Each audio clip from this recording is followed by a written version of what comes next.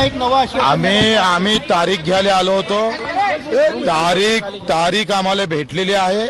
मुख्यमंत्री उपमुख्यमंत्री दोघांनी, एकनाथजी शिंदे असेल, अजितदादा असेल आणि मुख्यमंत्री स्वतः यांनी सांगितलं का आम्ही जे दिलेला शब्द आहे तो 30 जून 2026च्या आत कर्जमुक्ती झाल्याशिवाय राहणार नाही आणि त्या संदर्भात त्यांनी जे शब्द दिलेला आहे, आम्ही सुद्धा तारखेसाठी आलो होते का तुम्ही तारीख घोषणा करा, योग्य वेळ कधी आहे, त्यांनी योग्य वेळ दिलेली आहे आणि त्याच्यामुळे आम्ही आता तरी समाधानी आहोत।